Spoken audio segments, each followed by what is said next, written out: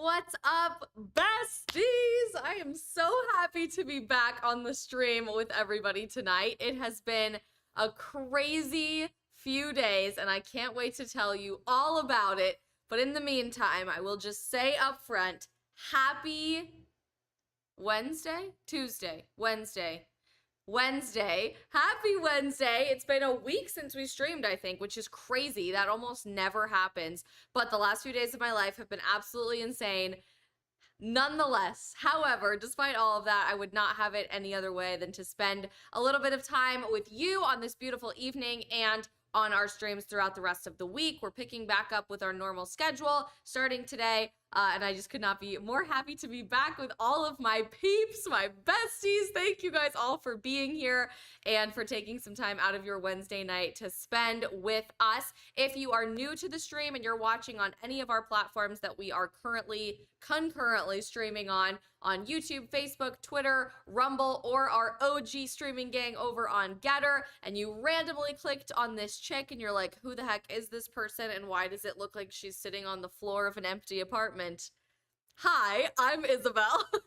I'm a full-time independent content creator and live streamer every single night, giving you a Gen Z perspective into everything that is going on in the world. I am, in fact, sitting on the floor of an empty apartment with my laptop perched up on a little step stool and a plant that I'm leaving with my neighbor as my only source of decoration because I moved last week. I am back in Phoenix, Arizona as we speak right now, finishing tying up a lot of stuff with my apartment and back at work.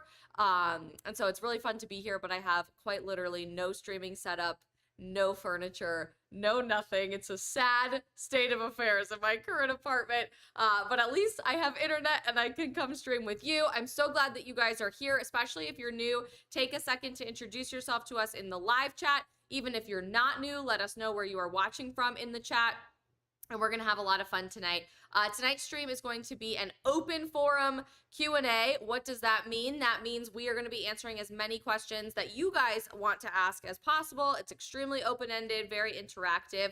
So if you have a question for me about any subject under the sun, drop all of that over in the live chat. I'm a very smart cookie, but not smart enough to read your mind. So if you want an answer to a question, you have to actually go put it in our live chat. And make sure it is put over there. Before we jump in, and as you guys are starting to put your questions into the chat, want to give a huge shout out to the sponsor of this stream, our amazing friends over at Public Square. If you guys have been watching the stream lately, you know how much I love Public Square and how much I encourage you guys to go check them out. Public Square is essentially an online marketplace of tens of thousands of different businesses that share your values, both nationwide and tied to your zip code in your own backyard. So that could be pro-America, pro-freedom, pro-faith, pro-family, coffee shops, doctor's offices, accountants, and people to help you do your taxes, all the way up through national skincare and clothing and Second Amendment brands. It is amazing to see the incredible network of pro-America, pro-freedom, pro-family, pro-faith businesses that they have built all over the country. And I know you guys are definitely going to want to check it out as well. So in case you have not ever heard of Public Square, you can go to publicsq.com, spelled exactly like this little logo that you're going to see throughout the stream tonight, or download the Public Square app with Public SQ on the App Store or the Google Play Store. And especially if you are a small business owner, you need to be on Public Square. They are expanding all of their tools and bells and whistles this year, including in-app e-commerce, essentially replacing Amazon, but for companies that you can actually feel really good about supporting. So I'm dropping the link right now in our live chat for you guys to check out. If you are a small business owner of any kind, your business needs to be on Public Square. That link is in the live chat. And thank you to our amazing, amazing friends over at Public Square for everything that you guys are doing to build a better future for America and connect us with businesses that we really share our values with. Okay, let's say hi to some people and jump right in with questions. Tonight's stream is obviously not the full scope of our normal production value with all the bells and whistles. So we're scrappy, we're fun, we're grassroots, we're sitting on the floor tonight. Thank you for dealing with my airplane appearances. I've been on like 8 airplanes already this week and it's only Wednesday. I got several more through the rest of the week. So I hope you guys can appreciate the true authenticity of live streaming vibes. It's great. That's what we love about the internet, and Gen Z in particular is loving truly authentic content. So what you see is what you get. here on the Isabel Brown live stream. We've got tons of people watching across platforms. Amplified Truth is on YouTube. Asian Sammy is on YouTube. Keyblade is on YouTube. We've got Russell over on Facebook. Jay is watching on Facebook. Julie's watching on Facebook. Melissa's on YouTube. Just a Guy is on YouTube. We've got a ton of people over on Getter. Montana is full. What a great username. That's hilarious. Is watching on Getter. Alex Padron, our guy. Gary Upchurch is watching. Estefan is watching. FJR Fie Soleil says, ciao, Isabel. Thank you. Ciao. Good to see you, and I'm glad you're here. Was a Teen Teacher is watching. I feel like I haven't seen you in a hot minute, probably because we haven't streamed in over a week, which is crazy. Redance is watching. Texas Barbecue is watching. Janice is watching. And we got tons of people watching over on Rumble as well. Rumble crew, don't forget to be utilizing that live chat feature. It is very fun and interactive, and we want to make sure you guys can drop some questions in there as well. Boom. Okay, all of that to be said in our first several minutes of the stream. Let's just jump right in because I want to answer as many questions as humanly possible. Jay says, I couldn't watch those people that you were with last night. It made me sick. You were too good for that show. So you guys probably saw, I linked it on my YouTube channel, so all of you YouTube people definitely saw that last night I had the opportunity to be on a pretty viral dating podcast that has nothing to do with conservative politics or Christianity or any of the things that we normally talk about on these streams, called the Whatever Podcast. I flew to Santa Barbara for a few hours and recorded for about 5 hours with the podcast, and then came back to Phoenix this morning. It was an incredibly interesting discussion, and many of you have probably seen the really viral clips of the Whatever Podcast on TikTok and on Instagram. A lot of people are reacting to clips of this podcast, and I expected there to be a lot more animosity towards an engaged Catholic, very traditionally conservative woman. Shockingly, everybody on the panel, including people who would self-describe themselves as pro-choice or pro-abortion or even very liberal politically, every single one of the girls on this platform, or on the roundtable for the podcast, said that feminism was toxic and a cult and destroying American culture, that hormonal birth control was poison and you all should be quitting it, that pornography destroys dating relationships and creates horrible sex lives for people in America. It was fascinating to see just how based this group of people was. And so while it didn't necessarily make the most viral content clipping opportunities, and I don't think I'll have a lot to post on social media, honestly, I was so refreshed and re-energized by the excitement that Gen Z brings to the table in fighting the American culture war, because it doesn't matter how we were raised, what part of the country we live in, if we're single, if we're married, if we're engaged, if we're dating, if we're college students or already in the job market, like across the board in every walk of life, Gen Z is looking around and realizing that American culture is exceptionally broken for us as we come into adulthood, and that we need to do something about it if we are to have a more prosperous and fulfilling and wholesome future. So I loved the conversation. I thought it was really different than anything I expected. I posted a clip of it on Instagram earlier today, and it's been really fun to see people's reactions, but it was definitely different from my normal content. So Jay, I'm glad you got a chance to tune in for a little bit over there, and I know a lot of you guys were watching as well, so thank you so much for tuning in and supporting me over there outside of the normal stream. Montana is full has a question for us on Getter. When did you discover that you were conservative? I was raised in a very conservative household. My parents are both Catholic lawyers, so we spent a lot of time talking about politics and religion when I was a child, but I think generally speaking, I personally began gravitating towards conservative values in a meaningful way when I was in high school on the competitive speech and debate team.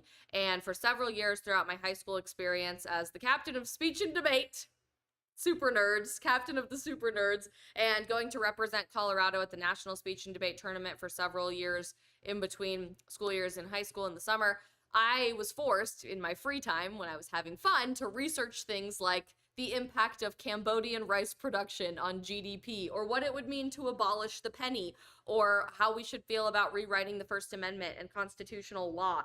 And it was fascinating because most of my peers were scrolling through Instagram and going to 5 Seconds of Summer concerts, and I was spending my free time researching all of these things, knowing that when I was to compete against my peers in a speech and debate tournament, in a competition, I would probably be forced to have to defend either side of any issue because you don't know what side you are going to draw when you go into a round and have to defend that thing. So I would have binders and binders and binders of information prepared all the time, defending a liberal and conservative point of view on pretty much every current event in American culture and politics at the time.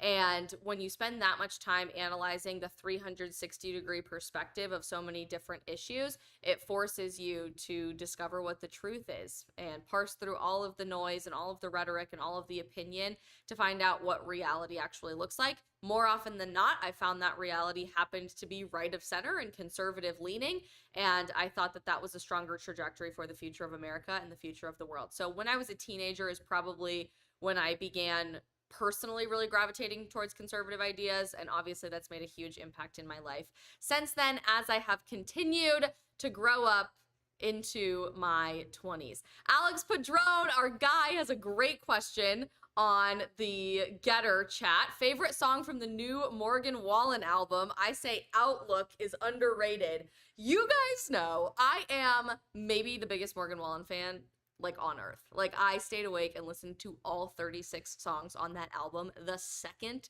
that it came out. I was ecstatic when this thing came out and stayed up all night. Still cannot listen to any other music other than the new Morgan Wallen album, which is literally poetry. It's genius. It's lyrical genius. And maybe one of my favorite albums that's ever been released. I felt the same about the double album that came out 2 years ago, and now we have a triple album. So Morgan Wallen, if you're watching this on the off chance, if you don't do a quadruple album the next time that you release something, we're gonna have a problem, buddy. I love Outlook. That is a great choice, Alex, and I think that is a very underrated song on the album. I would say probably Outlook or Man Made a Bar are my favorites on the new album, but they're all fantastic. No skippable songs at all. I have enjoyed every single one of them. Melissa has a great question, and I have a little fun announcement to accompany it at the end of the stream, so stay tuned for the end of the stream. Also, I have allergies, so if I'm scratching my face, that is why. We have some fun announcements at the end of the stream, so stay tuned for that, but I'll answer the question first. You said that you came back to the Catholic Church, right? Have you shared your journey back home somewhere? Love our Lord and his church and all the gifts of our faith. Smiley face, smiley face. Thank you so much, Melissa. Great question. I have not really ever shared my experience growing up Catholic, experimenting in Protestant Christianity and evangelical Christianity in college, and then returning to the Catholic Church in one specific place yet, and that has to do with the announcement that's coming at the end of the stream. But I'm excited to tell that story in a more meaningful way as I have navigated that journey and figured that out. I think it's incredibly tempting in American Christianity, even within the umbrella of the Catholic Church, to lean into the idea of progressive Christianity. And with progressive, I don't necessarily even mean politically. I'm not talking about, you know, the alphabet people invading the church or any of that, although that is a significant problem. But I think generally speaking, American Christianity, including American Catholicism, has drifted so substantially away from the traditions of the church that was established by the early apostles and by Jesus Christ commissioning the apostles to build a church after he left earth. And I just find it so interesting how much I'm seeing the Christian community in America struggle to defend their faith, to reconnect with the roots of Christianity, to be a foil against the constantly changing demands of woke culture. And that was one of the initial things that sparked my interest in returning to at least investigate the Catholic Church for my adult religious walk in faith. But ultimately, so much of that came down to my first visit to Israel in September. I had the opportunity to go to Mass at the Church of the Holy Sepulchre, which is the archaeologically confirmed site that Jesus was crucified, that he died, was buried, and resurrected. It is an earth-shattering experience to go visit that church and walk through it, let alone attend Mass there. And I had the opportunity to do that really early in the morning. We went to Latin Mass at the Church of the Holy Sepulchre, and I just had this fire reignited in me for returning to the roots of Christianity as close to the source as humanly possible in the Holy Land, in the way that it was established by the apostles. And it was such a beautiful transformation of faith for me. And the last few months have been really exciting investigating all of these things. So I've spent hundreds of dollars on books on books on books. I know, Alex Padron, I've sent you a long list of book recommendations on this subject, and it's something that I'm really excited to spend more time talking about as a creator, because I don't see a lot of people talking about wanting to extremely dive into their faith more than 280 character tweets and a parsed Bible verse here and there taken completely out of context, or labeling anybody who is not a Protestant Christian not a real Christian or going to hell. I'm seeing a lot of that right now on social media, and so I hope that some of the content that I'm working on for the next few months can be a bit of a breath of fresh air and an exciting opportunity for conversation that other people really aren't having right now. All right, let's see what else is happening in our Getter live chat and see what other questions you guys have. Tons of you are watching from Australia right now, which is super cool. Thank you guys so much for being here from down under. Somebody asked why I stood up and walked out of the room last night during part of the podcast. I had to go to the bathroom, so it's very simple. We were there for 5 hours. It was a really long time. Looking for a great question in our Getter chat. Keep dropping those. All right, keep dropping your questions in the Getter chat. Hollywood498 on YouTube says, would you be in favor of universal basic income? No, I wouldn't, for many, many reasons, and I think that should be a whole stream in and of itself, so thank you for the idea. But generally speaking, I am not in favor of universal basic income. I think we have an obligation to work for what we earn, and that is not a bad thing. We've treated that as a really bad thing throughout modern culture for whatever reason, but I believe in working really hard for what you earn, and hard work beats talent when talent doesn't work hard at the end of the day. So that's a simple answer to that, but we should do a whole stream unpacking that, and I think that would be great. Me Superman 2 in our YouTube chat says, Isabel, you are such a busy bee. Where do you get your energy and motivation? That's a great freaking question, because honestly, I do not know where I get all of my energy and motivation. Generally speaking, I've always kind of been this busy bee, Energizer Bunny, extroverted person. Every single personality test that I have ever taken in my life has shown me that I am literally 99% extroverted. I don't know if you guys have ever taken those personality tests, like the ENFP tests or whatever. I am always 99% extroverted every single time I take those tests. So I get a lot of energy from being around other people and constantly being on the go and making the most of my time. And so when I am traveling and doing things that are very busy and streaming every single night, that is when I am at my best. And certainly it can catch up with you and make you miss your own bed, which is certainly how I'm feeling today. But I have this really deep-seated passion and sense of obligation to my generation to speak up, to tell the truth, and to inspire other people to embrace a better future for our country and world, because I look around and I see very few people doing that. I've long been a believer that more often than not, people need someone else to be the first person to say something, to speak up, to do something, and I am very happy to play that part in order to inspire other people to do that as well. All right, let's see what you guys want to know. We got some Rumble chats. We love it. Leprechaun TFP in Rumble says, divisions between Christians do not come from the teachings of Christ. Does anyone really believe that Christ would support all of these denominations that divide Christians? Great question, and something that I definitely am going to be unpacking in the next couple of months in several different pieces of content. I'm a huge believer in unifying the body of Christ, and I think that that's a huge missed opportunity, that we are focusing so much on division between denomination instead of the unification of the Christian community around the world, the body of Christ, the living body of Christ. And I think that there's a lot of opportunity for great conversation there. So fantastic points, and thank you so much for dropping that in our Rumble chat. Kazama's Keyblade on YouTube says, at Isabel Brown, I feel like it's been put on my heart to discuss what I believe is the overmedication and overdiagnosing of ADHD, OCD, and more in the West. Do you have any thoughts? I have a million thoughts for you. Yes, we are an exceptionally overmedicated and overdiagnosed society, not just in the United States of America, but around the world, and particularly in the West. It is shocking how much my generation has leaned into overdiagnosis, so much so that we are now self-overdiagnosing. We give ourselves diagnoses for every single thing that we think is wrong with us, even if it's not legitimate as an actual medical diagnosis, and we typically demand medication for those things. I think gender dysphoria is a great example where you don't need an actual diagnosis from a licensed physician or licensed therapist to get hormones prescribed to you. You can just say, I think I have gender dysphoria, and more often than not, you don't need any doctor to sign off on that these days to get a prescription for that. And you're also starting to see that with anxiety, with depression, with OCD, with ADHD, so many other things that we have overdiagnosed to the point of exhaustion in society. And a lot of that, I believe, has to do with the over lobbying of the pharmaceutical industry and the role that they are playing in shaping American culture moving forward. We're going to be doing a lot of streams about that, and I am looking for some guests to specifically talk about this issue in the next few weeks and months. So I'm very glad that more people are interested in that subject. And as somebody who wanted to be a physician, I never planned on doing any of this. My degree is in biomedical sciences. And then I got my master's degree in biomedical sciences policy and advocacy. So basically healthcare policy. I am shocked and appalled. Very few people have spoken out about this from inside the medical community, and I want to hold those people accountable. I hope you guys do as well, and we are going to talk about that a lot in the next several weeks and months.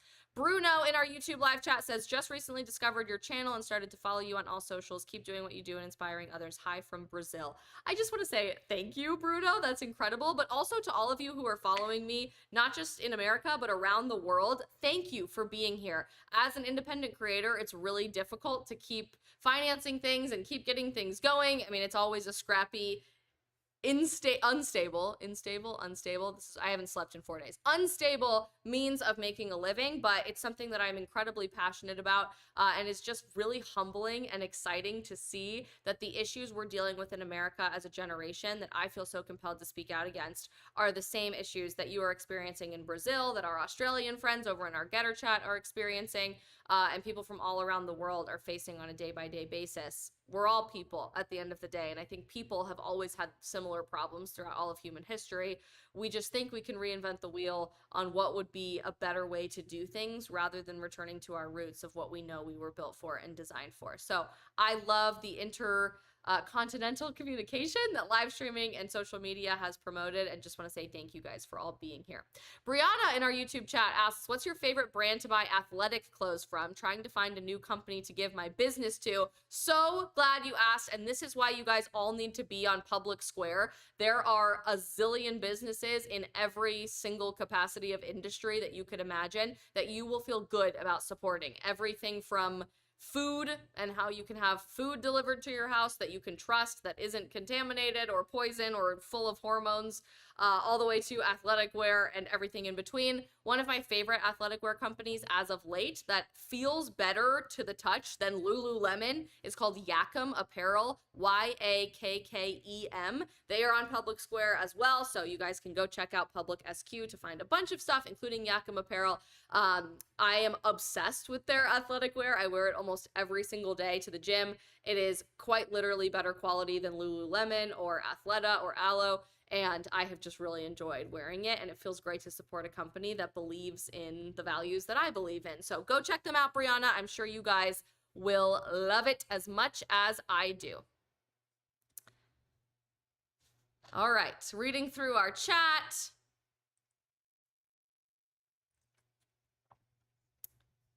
Nitty Witty, what else did you do in California besides the Whatever podcast? Nothing. I flew in, I landed at 5-ish, and then I had to be at the podcast at 6. We recorded until midnight, 12:30, and then I got on a flight at 6 a.m. this morning. So my life is a little crazy. Tomorrow I'm flying to Virginia. I have a few more events with amazing, amazing people over at Students for Life on a few different college campuses in Virginia, which I'm very excited to be joining them for their tour this spring. And then I'm back to Miami this weekend finally to celebrate my dog's birthday. I am that annoying dog owner, but you guys know Libby. You know her and love her. Liberty is the greatest dog that has ever existed on planet Earth, so she deserves a great birthday on Saturday, and I think it's phenomenal. Derek Payne has a fun question in our Getter chat. What are your thoughts about China and Russia coming closer together and the threat towards Taiwan? First and foremost, my thought is I'm not surprised. I think everybody was a little shocked to see Russia and China start working together in a more formal capacity, but that's been happening under the radar throughout so many different realms of geopolitics and different aspects of political hegemony for so many decades. That's not a newfound idea. If you really break down, for example, conflict in the Middle East, it's Russia and China that are funding regimes like Iran and terrorist groups in the Middle East, promoting different proxy wars to basically just stir up conflict. Russia and China have worked very substantially to invest in infrastructure all around the world, particularly in Africa, because they want to have a political and cultural tie to the region and pull in the region. And I think they have very similar end goals as countries and as authoritarian dictatorships, that they realized if they could work together in a more formal and outward capacity, it will be easier for them to accomplish those goals. So I'm not surprised whatsoever. I think our news media and our politicians would like for us to feel surprised about that. But I think that it's going to be something that we see a lot more of and could easily develop into a more formal threat that the United States has to deal with. Will we deal with that under this particular president? Probably not, unfortunately. But that's just the world we live in, which is why we need to go invest in some other opportunities for our leadership in the future. Let's see what else you guys want to know. I'm very low on blood sugar, so I tend to sing when I do that. Gary Upchurch, do you believe that atheism is a religion within itself? Essentially, they choose to be their own gods. In some capacities, yes, I do, because I think that there's a level of fanaticism that could be described as religious in denouncing the idea that anything bigger than the world we live in could exist. If you've ever spent a lot of time talking to an atheist one-on-one about what they believe, it does, actually, not even almost. It takes more faith to believe that everything happened by random chance for you to be sitting here, for me to be utilizing the internet and this computer to be communicating these ideas to you, for our ecosystem to be thriving, to feed us. I mean, to believe that every single thing in the history of the universe has just happened by random chance takes a lot more faith than believing that something bigger than this world could have possibly exist. So I think that's fascinating that people say that that's anti-religious when it does take the same amount of religious dedication to believe in something like that, and I would agree with that assessment. Oh my gosh, you guys have so many questions. I want to try to answer the best ones possible before I have to go take a shower and get ready for my flight tomorrow morning. Stephen WW in the YouTube chat says, I don't agree with some things Isabel believes, but I love her passions. She's very passionate and very inspirational. Thank you so much, Stephen. And I will say to any of you who are watching, I never expect that you guys have to agree with every single thing that I believe. Something that I love about our generation is that we are so dedicated to opening our perspectives and challenging our perspectives in a really meaningful way. Most of my best friends and I have severe disagreements on many, many different aspects of politics, religion, culture, etc. But when we challenge each other to articulate those things and to be uncomfortable with our own personal positions, that's when we all become better versions of ourselves. So I invite anybody who disagrees with anything I've ever said to leave comments about that, to send me direct messages about that, to be here in the live chat every single night on our live stream.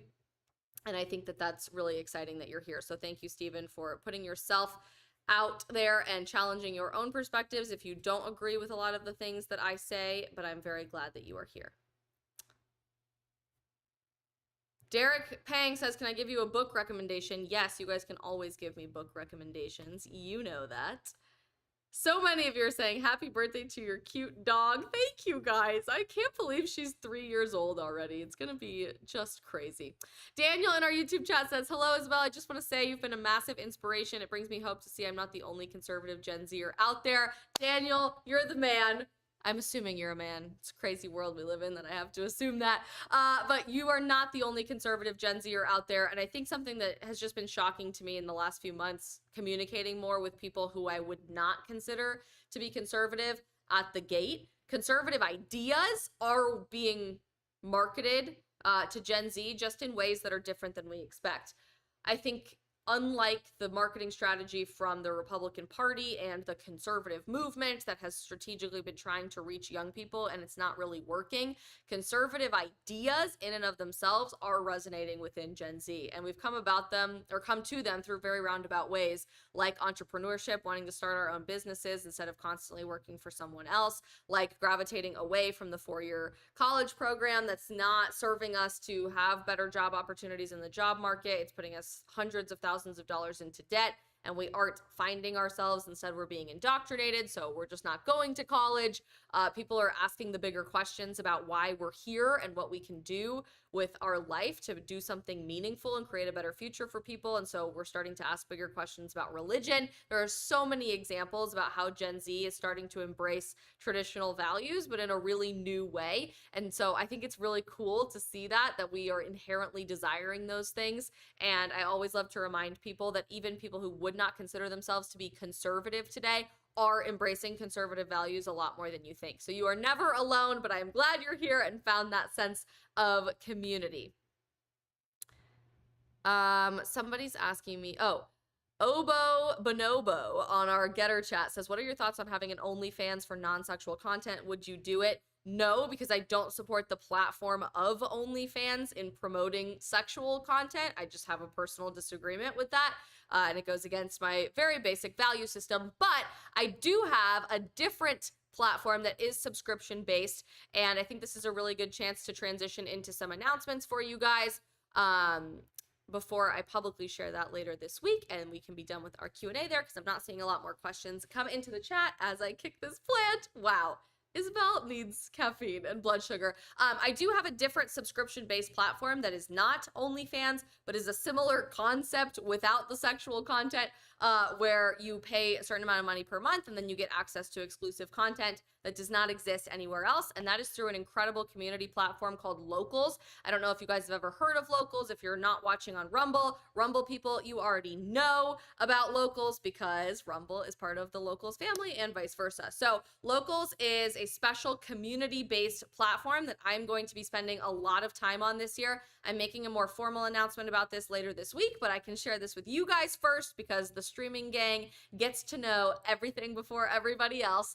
I'm actually going to be taking on a lot of new opportunities with Locals. You'll hear more about that later. But in terms of my Locals content and my Locals community, for $4.99 a month, you will get access to 2 specific series that don't exist anywhere else on my social media. You won't see this on my TikTok, on my YouTube, on my Rumble, wherever you're watching right now. You will only be able to see it on Locals. So we're going to be doing some more dating related content, resurrecting my previous podcast that I had before the live stream started called Outdated, doing specific dating and relationship content for Gen Z, tailored to Gen Z. So if you're a parent, if you are a Gen Zer, if you just want any break from the insane dating content that is the only voice of opportunity that exists for that sector of culture out there, Outdated is going to be a really great opportunity for you to learn a different way of thinking with that. And then we're also going to be doing a faith-based series only on Locals that dives way more deeply into some of the subjects that we talked about tonight.